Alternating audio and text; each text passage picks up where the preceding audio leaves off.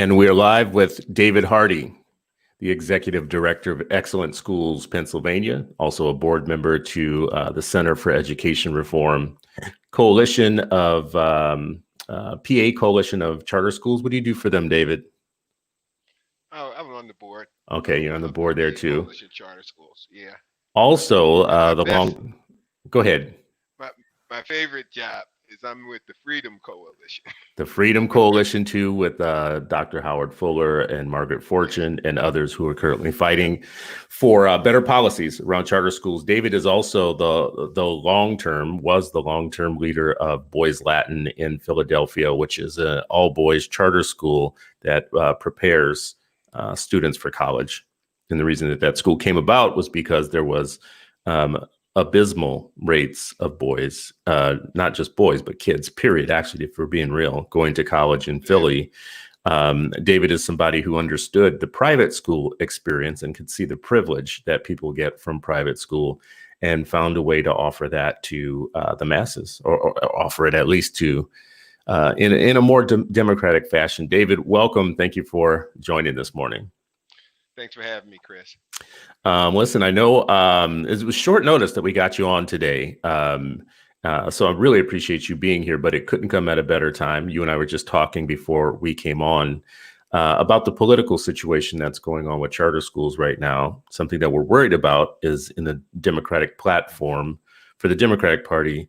There seem to be charter unfriendly planks being put into the platform for them. But instead of going deep into politics right now, let me just ask you from the get-go, the main question of the show today is, wouldn't it be easier to just double down on the existing traditional schools rather than trying to start from scratch and building alternatives to those schools? And it comes from a place of one of Biden's plans, Joe Biden's plans is to triple Title I, which would be an avalanche of cash showered on schools of the most poor kids. Isn't that easier or make more sense than trying to start brand new schools from scratch? Well, it's kind of like this. you know, we've seen money come into school districts lots of times over the past 25 years, and you don't see any changes based on the money. Look, I'm the last person to argue that we don't need more money for education. But you got to ask who's spending the money and how it's getting spent and who's it getting spent on. And money tends to come in and become salaries for people and a whole lot less progress or results for children. And so I guess I reached the 25-year limit. I lost confidence in their ability to do something like this. So I don't think that is the way to go. I think we need other alternatives. It's a monopoly. And what Joe Biden wants to do is make it even more of a monopoly instead of opening it up and letting parents choose. And yeah, I just can't go with that.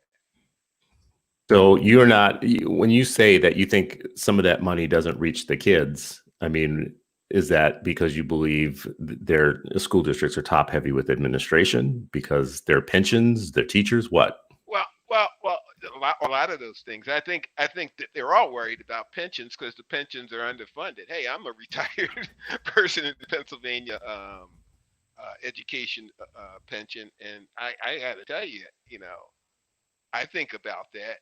But the fact of the matter is that throwing all this money, they're saying this money is coming for the kids, and that's the dishonest part of it. If they said, "Hey, give us money because our pensions are underwater," that's an honest answer. They may not get the money. I think they know that, but that's an honest answer. But to go, it's for the kids. This money is not for the kids. It's going to be, like you said, for pensions. It's going to be for a whole lot of administration and a whole lot of people who walk around, and they all, at the end of the day, it's going to come back to the kids are the problem. They have this problem and that problem, and all the money in the world is not going to allow them to fix all the problems before they start educating. We got to educate kids who may not be perfect when they walk in the door. It's our job to get them as close to perfect as we can. But to sit around and say what we can't do because they have all these problems, I'm just tired of that narrative. And that's what I think we're going to get for a lot higher cost. Mhm. Why do you think that we have to fight so hard to make the case for alternatives? It seems to me in my lifetime, and you look young always, David, so I don't know how old exactly you are, but I'm going to imagine I'm in both of 69. okay, I'm yeah, well, 69. see, I just turned 69 yesterday, so you're I doing know really how good for old I am. 69 then. Okay. In both of our lifetimes, then we have seen a shift from a time where everybody knew that the urban schools were bad. It wasn't even a question. It was just like known that in Detroit and in what we called the inner city of Chicago and other places, that the schools weren't great and that you didn't have to make a case for alternatives, right? Right. Like, and it seems like we had our hard drive wiped at some point where we forgot why there was even need for reform or alternatives. What happened? Like, where did that happen that we lost Well, our senses? I can't tell nationally. I really can't. But I got a real clear view of what happened in Philadelphia. And I don't know if you know this. I might have told you this. I used to live in Minneapolis. I lived in Minneapolis for most of the 70s. After I graduated from college, I worked up there for IBM. I moved back to Philly in 1980, and I moved back in the middle of one of the biggest teacher strikes that they ever had. And the teachers were marching down the street, chanting and saying, "We're not going to take this," and and people bought that narrative of the teachers being the poor victims of this horrible system. Okay, which they're as much a part of the system as anybody else who works for the system. So I don't buy that narrative. But the fact is that the public did. They bought this narrative as the teachers are the heroes, and don't get me wrong, there are a lot of heroes in traditional public schools. There are a lot of good people, but that was a union. That was a union line, and now people buy it, and it's almost like you don't even talk about the kids anymore. It's what are we going to do to help the teachers? The coronavirus. They're talking about sending the kids back.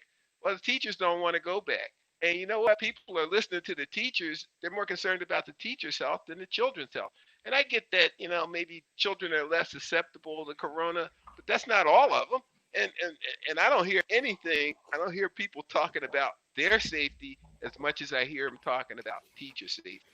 And it just seems like the whole thing's upside down. We should be worried about the kids first. If we do that, the teachers become a lot more important because the teachers are the ones that deliver the service to the kids.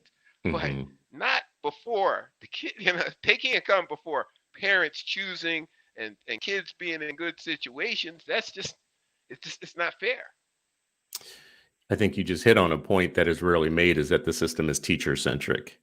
So we prioritize the feelings of teachers, the comfort of teachers, the work conditions of teachers. There's this cliche that people say is, what is it? A teacher's workplace is a child's learning place, meaning they're one and the same. So what's good for teachers is good for kids.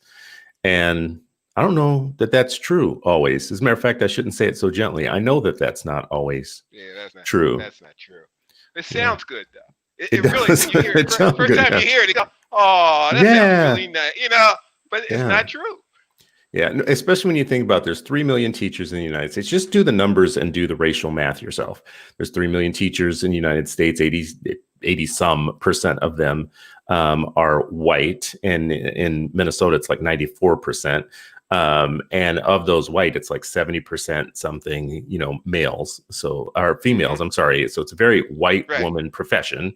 So when we talk about teachers writ large, when we use that word teachers, all teachers just want, our teachers are so this, our teachers, well, let's be real what we're talking about. We're talking about white women. And then when we say students, let's be real, in our lifetime, who the students are has changed.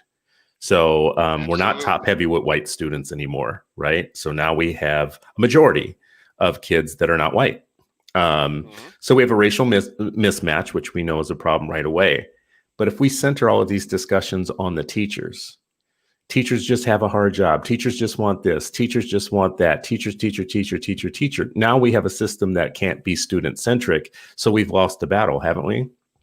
Yeah, absolutely. We handed the battle. We gave it to them. We gave it to them. We Gave it to bought them. that narrative. We bought that story that they're the ones we gotta have to. And look, to us, schools are teacher centric. You gotta have a teacher in a school. That's the point. Mm-hmm, Okay, mm-hmm, I'm mm-hmm, not trying to diminish the role of a teacher. My God, mm-hmm, that's the most important person in the building as far as delivering the service.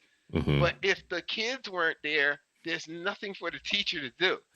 And if the teacher is in a room where they're not affecting the kids in that room, that teacher's not effective.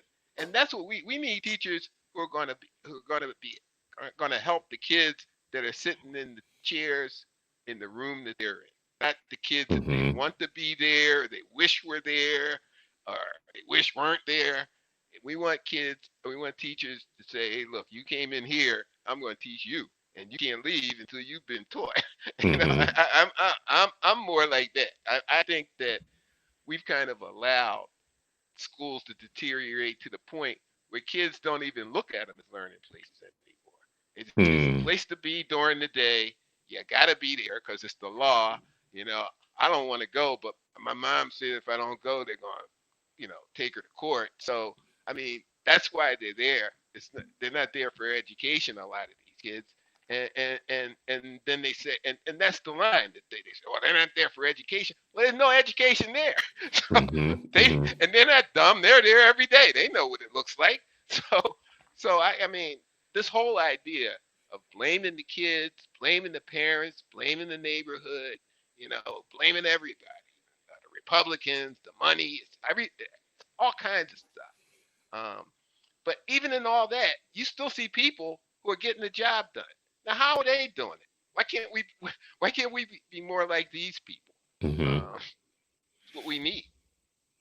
I've said it before on this show that one of the most powerful people, one of the most powerful persons in education is the mediocre teacher.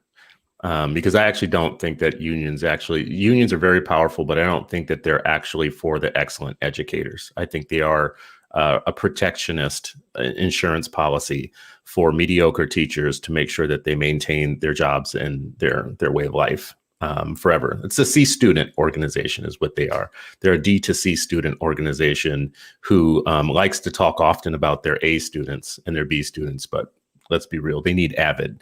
They need something in their group for their C students. You started a school that was, first of all, for boys, that taught Mm-hmm. Latin for another Mm-hmm. thing, and had a focus on college prep. So let's break those Right. three things down. Erica Sanzi is watching this. She says we have a major gender mismatch too that we don't talk about much Oh in Lord. schools. Yeah. So Yes. you want to start a school for boys. Um, Uh-huh. they tried to start a school for boys in DC when Kaya Henderson was there. I don't know if they actually did it. Someone could let me know in the comments if they did. But they had a city council member who fought it because she said starting a school for black boys, I think she said it was both racist and sexist to have a school Uh-huh. that was that. That's the type of thing Right. you encounter in the regular system. Like Mm-hmm. weird people who come up and say, no, you can't start this school, but you were able to just go and do it.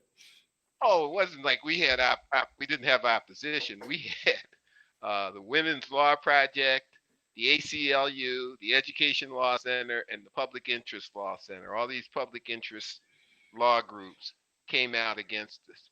And they actually were working inside with the school district lawyers. And they said it. They went to a meeting and said it, which, we fell out of our chairs. This guy is, uh, I mean, these people are coming in and saying that they're working with people inside the school district to derail a charter application. So that kind of gave us a little ammunition and certainly a lot more motivation. And we had a pretty broad coalition of people supporting us because the fact of the matter is, college preparatory school for black boys in a black neighborhood. How is that a bad idea? Who wants to stand up in front of people and say that's a bad idea, other than people who argue for nonsensical reasons like uh, racism and sexism? Um, I think I think black boys can make that argument themselves. There's a lot of Hmm. racism and a lot of sexism that they encounter every day. And so, don't bring that line in. We don't want to hear it. Every place that they've tried to start all male or all even all female charter schools, they've had the same opposition, and it's almost uniformly from the same people. Public interest law groups, loaded with information from the teachers union, because that's what happened to us. That's what happened in what was it, Albany. That's what happened in New York City. That's what happened in Georgia. They did it in Chicago and Detroit. So I mean, every place you see it, you see the same lines, the same opposition, the same racism, sexism kind of stuff, but you never hear them say, like we said in Philly, that the college completion rate for black boys when we started our school was 8%. 8%. Hmm. School district didn't Wow. talk about it. Okay, and Wait, I'm wait, gonna wait, wait, I'm wait, gonna wait. So say that again. What's that eight stat now? percent 8%. Let's start with the whole thing. Hmm. Hmm. The universe starts with 100%. Hmm. Over 50% didn't graduate from high school. So we're talking about the graduates. Then you take the kids who go to college, and black boys, that's less than 25%. And of that 25%, less than half of them go to 4-year colleges. So that 8% number is from a very low number. That's not all black boys, Billy. Hmm. That's Hmm. up to the few who figured out how to get to a 4-year college coming out of the school district and finish. That's what That that is. I'm stunned by this. This is like massive. So often I hear arguments about attrition. Like, when you talk Mm-hmm. about certain schools that are doing well, people immediately come to the table and say, like, well, let's look at their attrition rates. Surely Mm-hmm. they're saying they graduated 100%, 100% went to college, but how many kids started in ninth grade that aren't there?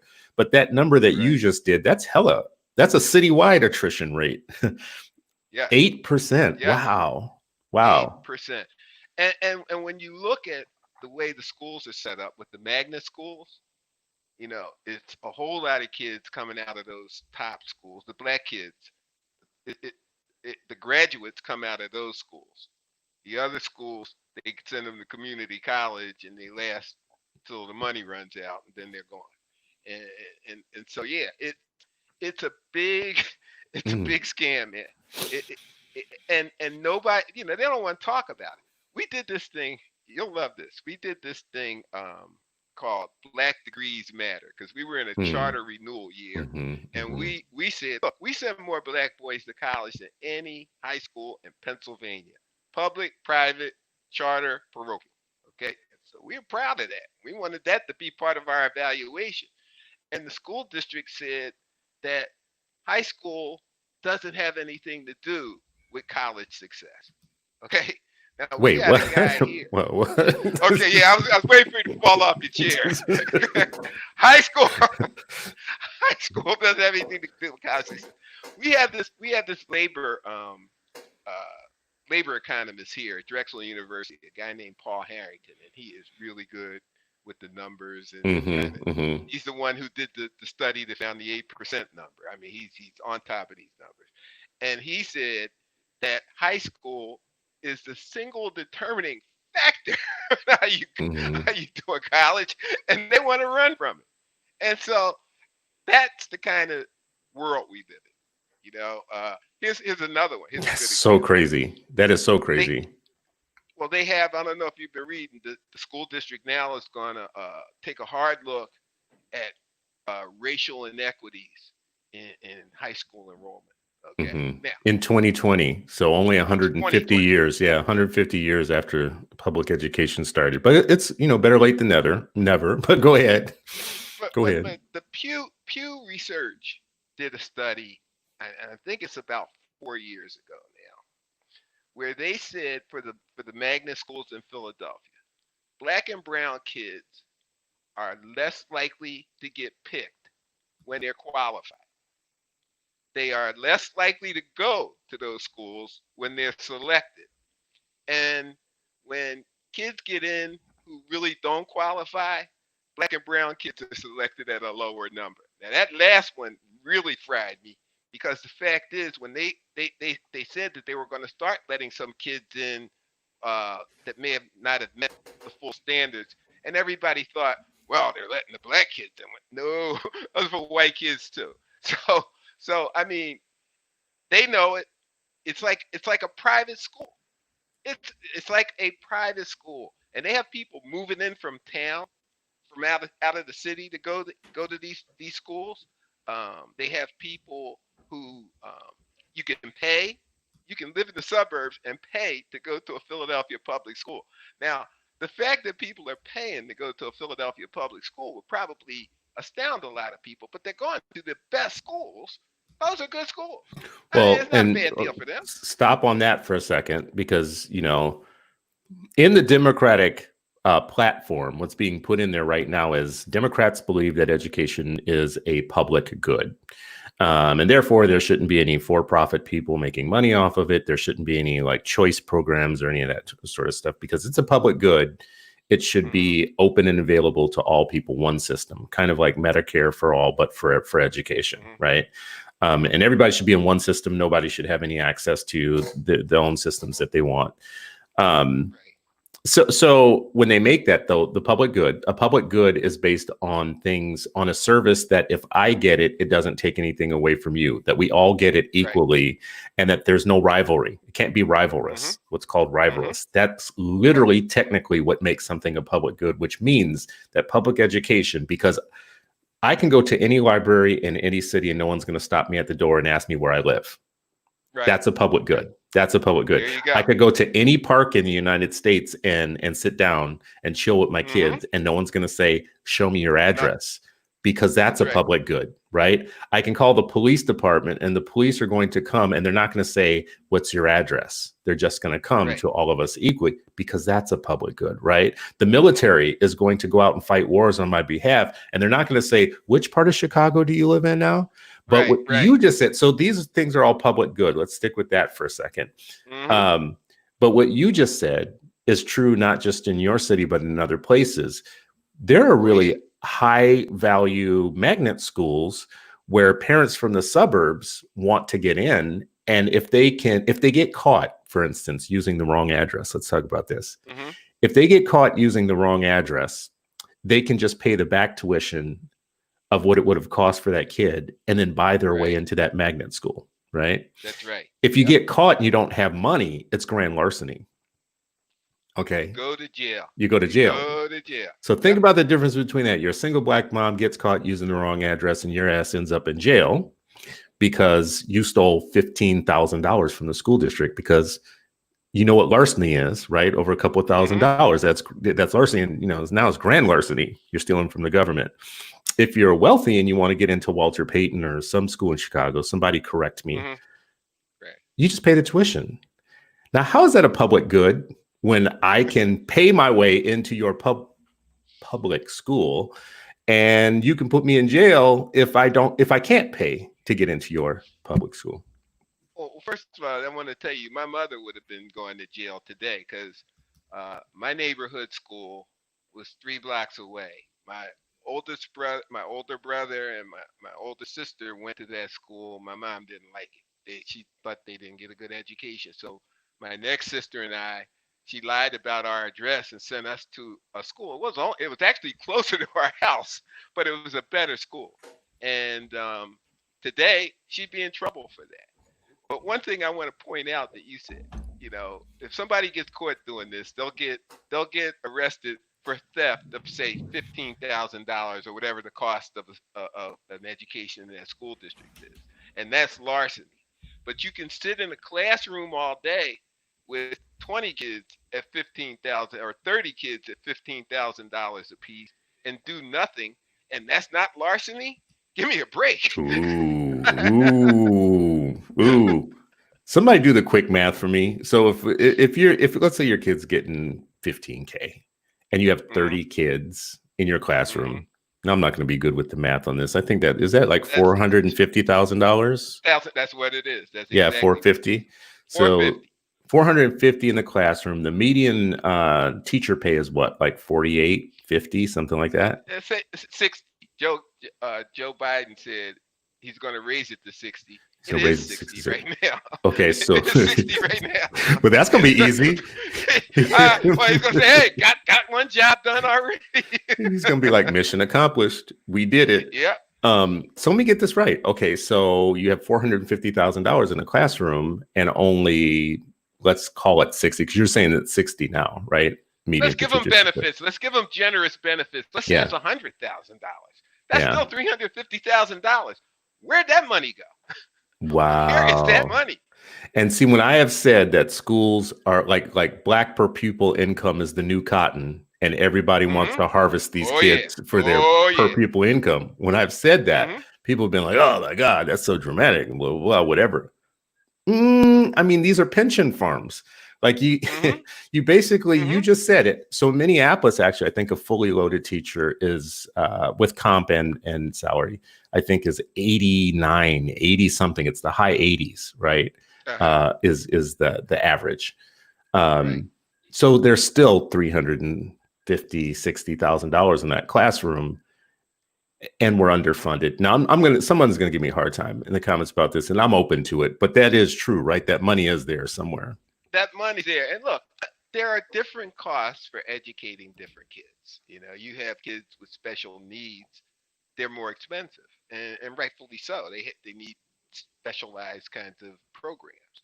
Um, but the fact is that they never talk about that. They act like it's it's a dollar figure, and that everybody's getting it equally, and that couldn't be close. That couldn't be further from the truth. You know that if you just take the way regular school districts are run, the most inexperienced teachers go to the schools in the low income neighborhoods. So if Mm. you look at budgets by schools, they have the lower budgets because they got the cheapest, most inexperienced teachers. Um, Nobody says anything about that, and it's not like they said, well, you have a lower number, so we're going to give you a few more teachers to kind of make balance. No, No, that as money a matter of goes that fact, goes to the magnet school. well, and people should be clear on this one point that you're making right now. This is if you want to talk about inequality baked into the system, let's be specific. So what you just gave is a specific example, but it's technical. It's usually hard for the public to get their mind around this. But there is a loophole in school funding policies that allow districts, and not just allow, it's the common practice across the country, to charge each school an average price for their teachers. Meaning Mm-hmm. a school that has all 20-year teachers, for instance, is a very expensive school because all of those Absolutely. salaries and benefits or whatnot. Now, a school that has that many teachers that are that expensive tends to be a very white school, right? Mm-hmm. Tends to be a Mm-hmm. very white, very wealthy school. Down the road, there's a poor school that has all the cheap teachers because they're 3, 4, 5 years in, so they're less Right. expensive. Both of those schools get charged the same amount for their teachers, which means the poor school is subsidizing the salaries of the rich school. And that That's is right. not an anomaly, that's baked into the system.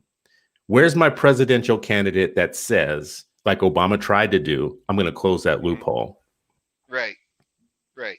None. He, he, he None. he didn't get a whole lot of people singing his praises about that, did he? Oh no. The unions came right to him, was like, listen, Right. listen, listen. Our members like it this way, right? Because it's Mm-hmm. actually as time goes on, you progress and you get closer to those buildings. You get closer and closer to that better pay, and Mm-hmm. fewer of the kids that struggle, right? Mm-hmm. Everything we're saying right now probably is the argument of why we would want alternatives, right, to the main system. You would think. Well, look, here's what I find interesting, and I found this out once I had kids because I really didn't understand how the private schools work. There's like maybe 50, about 30 really good private schools in the Philadelphia area. I mean, like really top notch private schools. And if you don't know them and you don't go to those schools, you think they're all the same. They all have different philosophies and different ways of doing things because people want a place where they can feel comfortable. and Mm. and that's what they've done. They've kind of set the community up that they're looking for, and people kind of float to their community. um, but in public school, the facade is that we're all the same. You walk into a magnet school, you walk into a poor school in an inner city, and it's all the same dedicated professionals working hard to educate the kids. And that's not true. Mm. And they need to stop those kinds of lies. They trick the public. The public, we had a superintendent who offered the public a chance to come down and review the budget. It was a $3 billion budget. Now, in most cities, you aren't going to find 1,000 people. You might not even find 500 people who really know how to dig into a $3 billion budget. My God, I would have no idea. I've run budgets, but nothing anywhere near that large. And I don't know how you look. I know with a $10 million budget, there's all kinds of things that could go wrong. $3 billion, I can't even fathom what that's like. But she brought these parents down to look at the budget, to say, we're trying to give you a chance to see where this is transparency. Well, that's not transparency. Tell the truth about how you spent the money. That's transparency.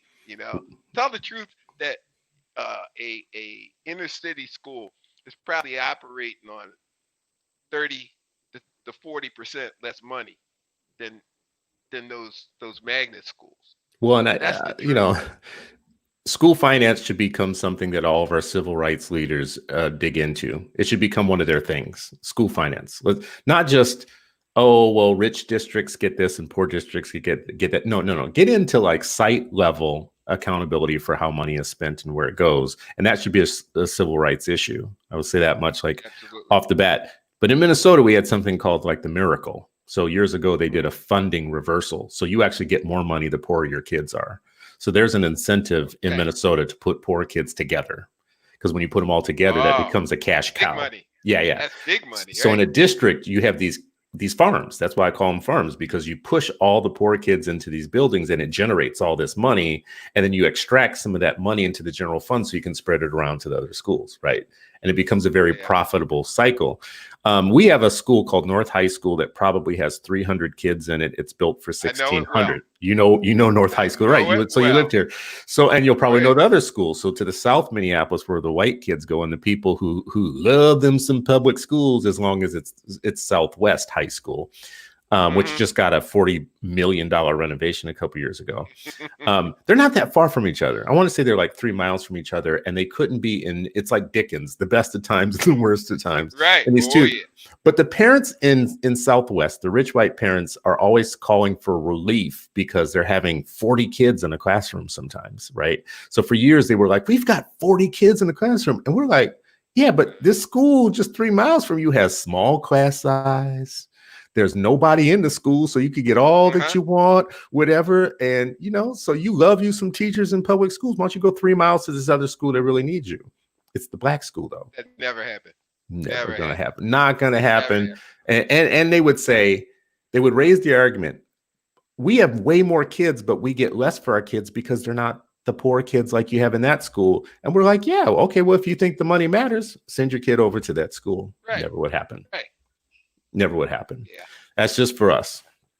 Yep. Because look, everybody, I don't blame those. What are they doing? They're looking out for the interests of their children. Okay? That's what people do.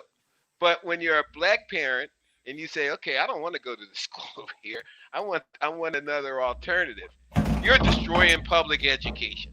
Now, how could that be? How could when a black person does something, a black parent does something that everybody else in the country's doing, they're wrong? Please. And our politicians need to start speaking out about that. They need to start being honest and saying that these people aren't getting treated fairly. Not at all. Well, I mean, if you really, on that point, it's really hard, David. I mean, because, to be a politician in one of these cities where we are heavily populated, it really does require you to get endorsements and support and foot soldiers from unions. Yeah. There's no real incentive to actually work for the people, because the people don't really get you elected. What gets you elected are door knockers and people who deliver signs and T-shirts, and you will beat another candidate who doesn't have that backing. Right. Well, look, look, my Christmas clothes and school clothes and my toys growing up were bought with union wages. So I'm not anti-union by any stretch of the imagination. But I look at in a city where sanitation workers are in a union, hospital workers are in a union, and their kids go to low performing public schools. And when they go to complain about it, they go, "Shh, come on, that's the union. You know, we got to take care of our union brothers." I I don't understand that. I mean, I think that you need to look out for your child first before you start thinking about union solidarity. If Mm, union solidarity is going to undermine your role as a parent, what good is it doing you?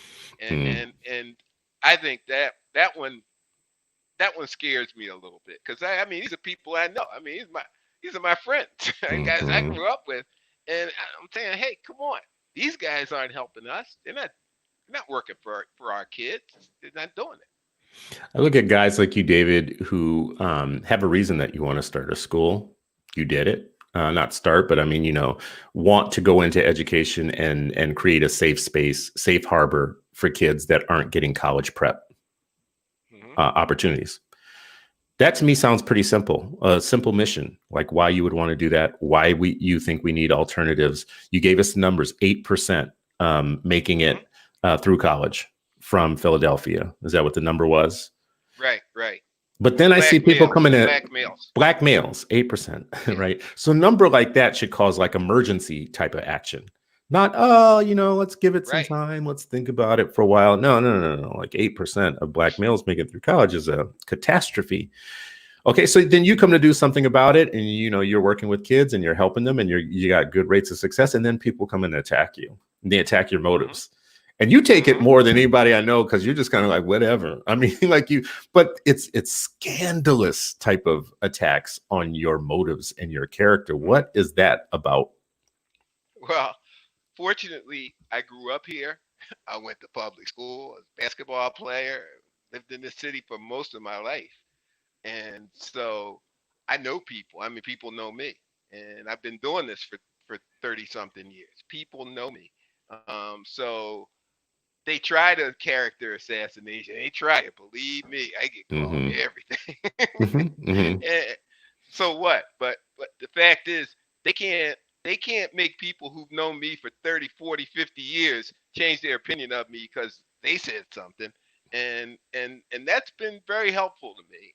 I got to be honest. My friends, people, I get calls from people I haven't talked to in 20 and 30 years when something happens and say, we got you. And I can't tell you how much I appreciate that.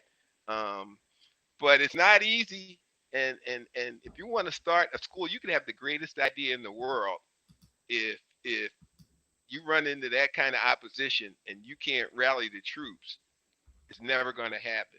And that's a shame because I know there's a whole lot of people smarter than me who want to do things who've been stopped. And that's a catastrophe for our children because we need more options and plenty of them.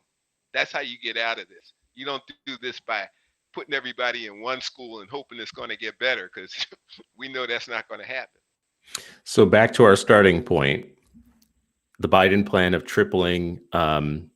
We didn't talk about this other part, but quickly, the tripling Title I and then putting a lot of that money into so-called community schools instead of building alternatives, building community schools, which, for the record, I believe are just health clinics with bad teachers. But what do you think about that plan? Bingo. Yeah, I think I call community schools educational hospice. You know, they're Woo-hoo. not trying to make them well. They're just trying to keep them comfortable.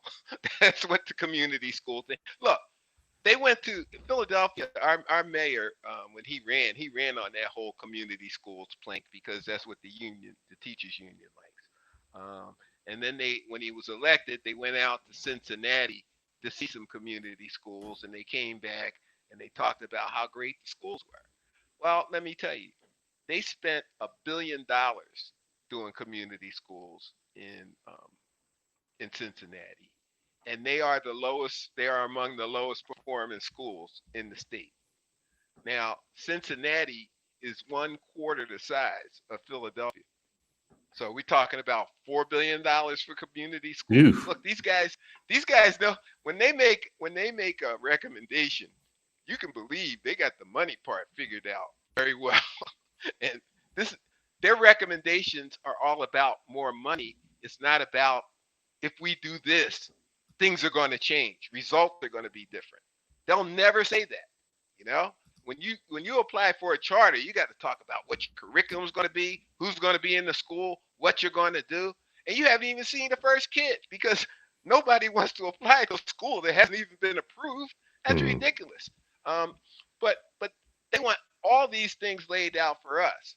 But when you see Biden throw triple Title One and throw a bunch of money, there's going to be no conditions on that money, and No accountability. No accountability. Yeah, none. Well, David, I know you got to run. We're at almost 20 to the hour here. Okay. For our folks listening and watching, you've been seeing how David can be contacted through Twitter, David P. Hardy. It's at David P. Hardy. And David, I appreciate you coming on short notice today. You have to come back again because we got lots more to talk about. Anytime, man. All right. Appreciate you. Appreciate you, man. To those of you guys like listening and watching, we had to cut short a little bit earlier today because David does have another engagement that he's going to. He's very much in demand.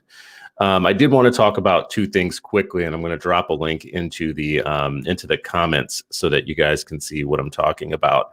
But if you have to make a case for why we need educational alternatives to the system that we have right now, it's right there in the numbers. David talked about 8% of Black students in Philly, Black male students, making it through college. And that's not a number. That is what I would say is a prophecy of what the future looks like, what's going to happen.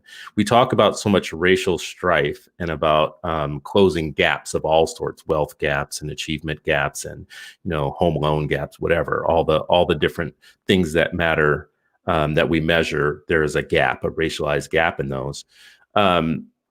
But we need to get underneath the numbers a little bit. What I dropped into the comments there is from the UNCF, the United Negro College Fund. It's 9 statistics about Black education that really matter for those folks who are activists and advocates who have to ask themselves, why is it important to do the work that we do?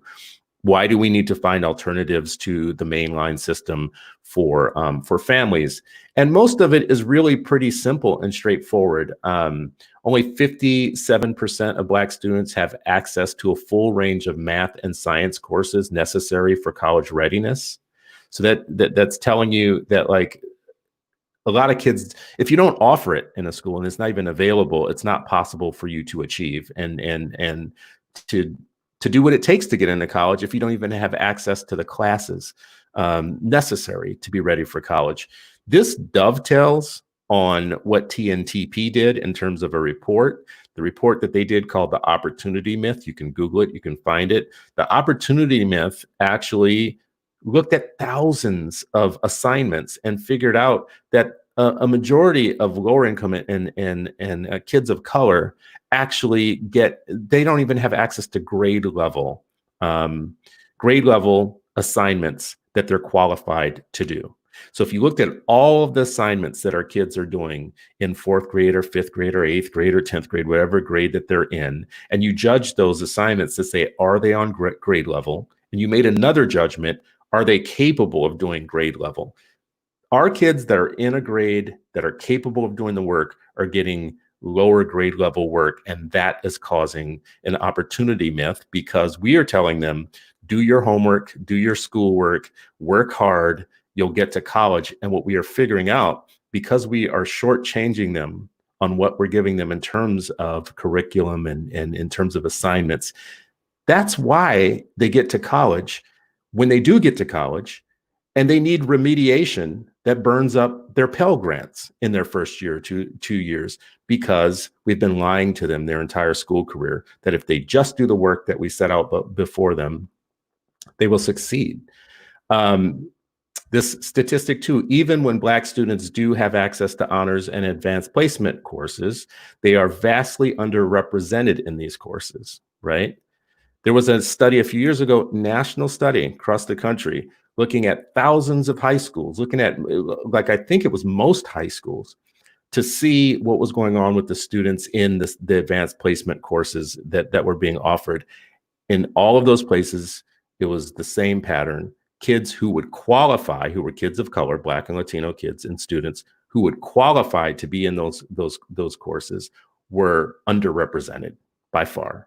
So we're not even showing kids the pathways that they're qualified to do, because we think, in my mind, I think it's because we have a belief gap problem that puts us in somewhat of an intellectual paralysis of even seeing the kids as capable. So then we miss opportunities to help them be their best selves, have their best opportunities before them. Statistic number 3, African American students are often located in schools with less qualified teachers, teachers with lower salaries, and novice teachers. It's important for many reasons, because teachers are the point of sale for education. That's where the magic actually happens. So if you think about the person, when you put your child into a seat, into a classroom, the person that is standing before them and helping them, that is the point of sale of the $700 billion thing that we call public education. And if that child is getting lesser qualified teachers based upon their skin and based upon their economic status, that is an equity problem that's baked into the system, and that won't be solved by fighting alternatives. There's nothing you can do to charter schools that's going to stop the national kind of trend, the national reality that there are these things baked into the system where the majority of our kids go. Has nothing to do with the 6% that are going to charter schools, maybe the 3% that are going to private schools. And I'm speaking specifically of kids of color. Nothing you do to the minority of schools is going to fix these type of systemic inequities in the system, especially centered around teachers with the lower salaries. As we talked about earlier today in this conversation, the schools that have the teachers with the lowest salaries tend to be the schools with the most kids of color who are poor. And they are actually subsidizing the very expensive teachers in the wealthier schools. I can't spend a lot of time today because it's a very technical thing, which is why the public doesn't really get into it. But the way that districts fund teacher positions in schools is completely inequitable. And if your child is in a Title I school or a poor school, you're getting hosed because you are actually paying for the teachers in the wealthier schools that are allowed to congregate with their big salaries and their big pensions in the schools with more white kids and more affluent kids, and you're paying for that. Another inequity that's baked into the system that won't be solved by cutting off alternative schools, won't be solved by making a scapegoat of charter schools and voucher programs and keeping the public attention on the things that don't really matter because they're not major in the system, they're minor parts of the system. But it's a great trick to keep your attention there. Statistic number 4, research has shown evidence of systemic bias in teacher expectations for African American students, and non-Black teachers were found to have lower expectations of Black students than Black teachers. Duh, we have heard this before. Anyone who is watching my show right now is more advanced, I think, than most of the public. You guys actually understand these things. When I say duh to a statistic like that, it's because we've seen it over and over and over again. We know that that is baked into the system. That is systemic racism. That is within the system. If that were a statistic that was targeted at white children, we would have fixed it already. We would have changed the entire system to get that type of inequity out of the system. When you see an inequity like that, you have to ask yourself, who benefits from that staying that way? Who benefits from us not really addressing the fact that we have a very biased teaching force that is, in many cases, anti-Black? If we wanted to change that, we would bump up against some powerful interests. And it happens district after district, school after school. When you raise these type of issues, teachers fight back. They don't want to go through all of the bias training and all of that. And even when they do, it's not great. The outcomes are not really great.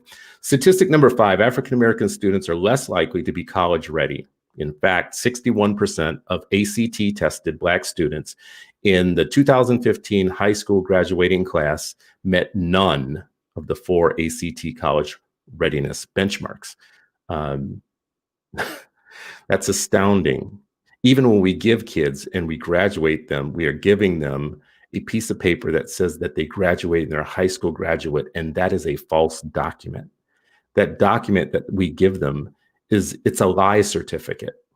It's a dishonest piece of paper. You can graduate in the United States of your 12 years of high school not being proficient in math and reading, and definitely not being ready for college, which, as we know, we can argue about it, but we know it's the gateway to the middle class. We know it's the gateway to the American economic mainstream. Requires you to do something post-secondary to get you over the hump. Statistic number 6 deals with discipline. I don't even need to go through this. Black students are nearly 2 times as likely to be suspended without educational services, as white students. Black students are 3.8 times as likely to receive 1 or more out-of-school suspension as white students. We know that when that happens, it puts them on the trajectory for very bad outcomes. They graduate less, they drop out more from school altogether after just one incident like that actually changes their trajectory. If they drop out, what happens? What happens? Do they evaporate? We have all these children across the country that are graduating high school, not college ready, not ready for the world, not ready for the world of work, maybe not ready for even a job of any sort. Do they disappear? Do they just evaporate? We're turning out a bumper crop of these students every year. Where do they go? What do? They don't just evaporate. They become part of a larger and larger compounding group of people that are exiled from the American economic mainstream. They're exiled from opportunity and the American dream, the so-called American dream. For them, it's an American nightmare, and it all starts with their K-12 experience. Statistic number 7, students of color are often concentrated in schools with fewer resources. Schools with 90% or more students of color spend $733 less per student than schools with 90% of white students. Imagine that being exactly the opposite. If you said, on average, white students are often concentrated in schools with fewer resources. Schools with 90% of white students spend less money per year than students with black kids. How do you think that would change the system? What do you think would happen? What would be the priority and the urgency for politicians and policymakers and people who run systems? What would be their priority to do if the statistic that I just gave you was flipped and it was actually white students that were affected? Statistic number 8 deals with the law enforcement in schools. We don't need to go through that. We do know that there's an effort to get officers out of schools. One, because it greatly increases your chance that you're going to have contact with the juvenile justice system if you simply have the officers in the school. So when we talk about the school to prison pipeline, the police officers being in the schools, and you can fight me on this, fight me, send me something about this, get me mad about this, do whatever you want. But putting them in schools changes the statistics of that school, and it changes it from a school to prison pipeline to just creating starter prisons, where the monitoring of the black body and the black mind, the abusive behavior, the kind of over-policed conditioning of our students, it begins there.